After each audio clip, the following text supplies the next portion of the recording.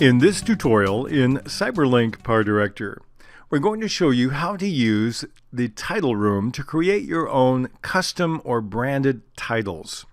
This will be especially useful for those of you who are lesson creators or tutorial creators, but it can apply in other circumstances as well. In a few recent tutorials, we looked at the tutorial creation package now available from Cyberlink. And among the things it contains are 16 different titles. I was looking at those and thought, I can create titles as good or better than these to use in my own setting. And so you can too. We'd like to look at how to create branded or customized titles that you might find useful in your productions. So to begin the process, I've got a tutorial that I did on designing and sorting tables in Microsoft Excel. And this is where I say at a certain moment I'd like to add a customized title. Let's go and create that first. I'm going to click on the T on the left side to get to the title room, or I can press the F7 key on the keyboard to do the same thing. Then I'm simply going to double click on the one that says default. And that will get me into my title editor. Now when I looked at the tutorial creation package, I noticed there were simply two components to those customized titles. One was the title itself, the text. The other was an object. So we're going to add an object and put the text on top of it. And so I'm going to click on the fourth item to the right at the upper left above the preview screen. It looks a little bit like a flower. It says Insert Image, and then go and click an image I created using a product called Photoshop Elements 2018. You can use any graphic designer you like to create your particular object. It might be Paint.net, it might be the product from Cyberlink, whatever you're most comfortable with. It inserts it in the middle. And so what I'd like to do is enlarge it. And this one that I designed simply says keyboard shortcut. So what I want to do is put it in the background. But before I do, I'd like to point out one thing. When the title designer pulls in an object like this, the default is for it to fade in. I don't want it to, so I almost always turn the fade off on the left side. And then I also want it on the lowest track. So to do that, I take my mouse, I move it next to the track with the image in the black area, hold the left mouse button down, it will turn to a fist. Then I drag it up and let go, and it puts it in the bottom track.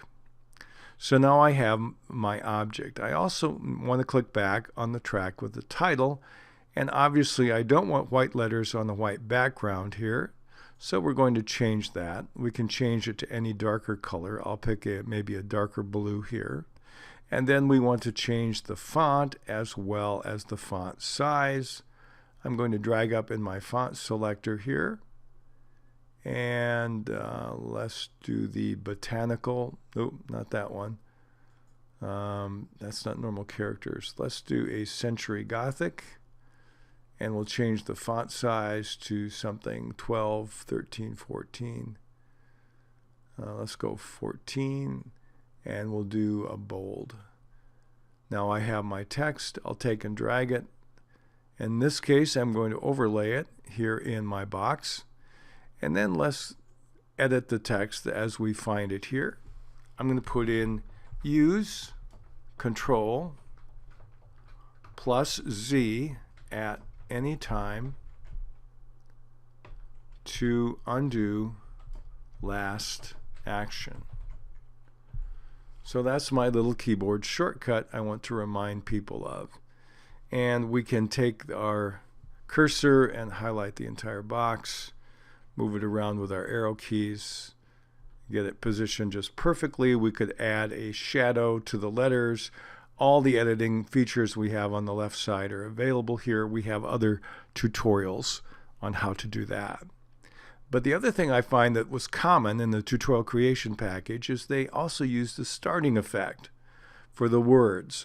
So what I'd like to do is click on the Effect tab at the top in the middle, click on Starting Effect, And one that they thought was very useful is one simply called Pop-Up 1, and I'll click on that, and that will cause it to come in as though it were typed on the screen.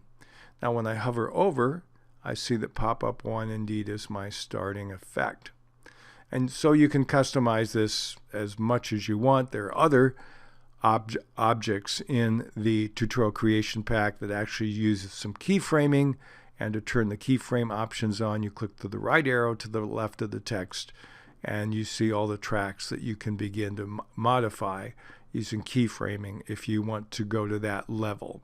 But when you're done, simply click on Save As, and I'm going to call this custom template, in this case, Control-Z. I could call it keyboard shortcut, whatever I want to do. Click on OK. And then I'm going to actually cancel out of this and go back to my movie, go to whatever place I want to in my tutorial, and then drag down the Control-Z. And now when I play, I'll see that this particular icon, image, and text will pop on the screen, and it will tell me what I want. If I don't like the location, or if I want to change the text or the location of the object on the screen, I can simply move the one and then move the other, and then change the text as much as I want to use this little customized, or it could be a branded kind of piece of instruction anytime and as often as I want in my project. So this is a real nice feature to be able to customize or brand the titling that you want to use in CyberLink PowerDirector.